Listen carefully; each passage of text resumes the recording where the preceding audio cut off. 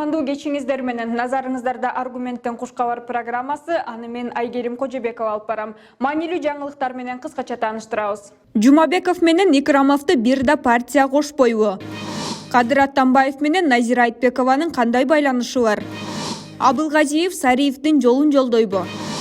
Бүтүрүүчүлөрдүн топтошуп эс алуусуна жол бербөө керек. Баймабай тилинен чалынган Дастан Жумабеков менен Тазабек Икрамов уялып да калышпайт экен. Экөөнүн сабатсыздыгына элибиз тоюп бүттү. Жогорку кеңештин да беделине шек келтиришкен. Жыйынтыгында ээрчишкен эки дос кайсы партияга кирбесин коомчулук каршылык көрсөтөөрү, добуш салбай коюшаары алдыртан айтылууда. Андыктан абройлуу саясий күчтөр Жумабеков менен Икрамовду кошпой коюшабы. Парламентке өтө турган партиялар арканды алыс ыргытышаары белгилүүдө деп Азия Ньюс гезити билдирди. Теле алып баруучу Назира Айтбекова Алмазбек Атамбаевдин уулу Кадыр Атамбаев менен түшкөн сүрөтүн жарыялап, төмөндөгүлөргө токтолду.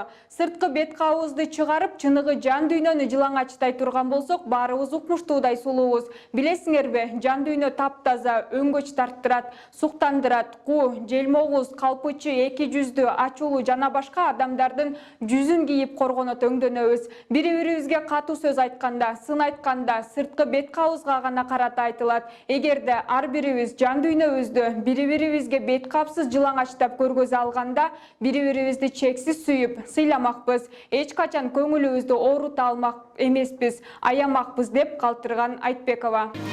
Мухаммедкалый Абылгазиевдин өлкөдө коронавирус илдеттин айынан кыйынчылыктар болуп жатканына карабай, эмгек өргүсүнө чыгышы коомчулукта ар кандай пикирлерди жаратып жатат. Ал эми өкмөт башчы чарчагандан эс алууга чыкпай, жогорку кеңеште радио жыштык маселеси боюнча маселе көтөрүлгөндөн кийин тергөөнүн калыс өтүшүн өбөлгө түзүү аракети менен түшүндүрдү. Эгер тергөө бир канча айга же жылга созулса, эс алып жата береби.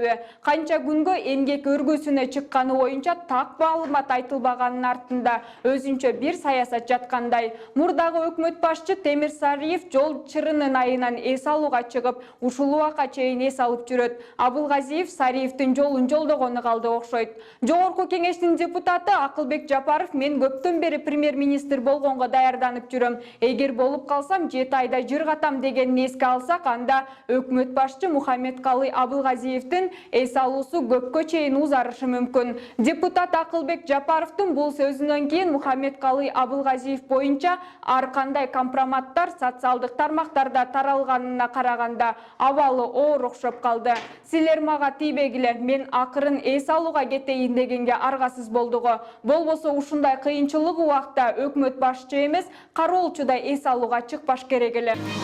Бүгүн 30 майда мектеп бүтүрүүчүлөрдүн иш-чарасы онлайн форматында өткөрүлүүдө. Алардын майрамдык салтанаттарды билим берүү мекемелеринде, эс алуучу жайларда өткөрүүсүнө тыюу салынган. Буга байланыштуу тартип бузуучулуктун алдын алуу максатында милиция кызматкерлери коомдук жайларды көзөмөлгө алып жатат. Бүтүрүүчүлөрдүн көчөлөрдө автоунаалар менен жүрүүсүнө, эс алуу бактарында, жаратылыш койнунда, көлмөлөрдө майрамдык кечелерди өткөрүүсүнө уруксат берилбейт. Милиция кызматкерлери таң эртеден кайгылдоо багыттарына бөлүнүшүп, ал арасында түшүндүрүү иштерин жүргүзүшүүдө. Ата-энелерге өз балдарына көзөмөл кылып, жаштардын топтошуп эс алуусуна жол бербөө керектигин эскертилип жатат.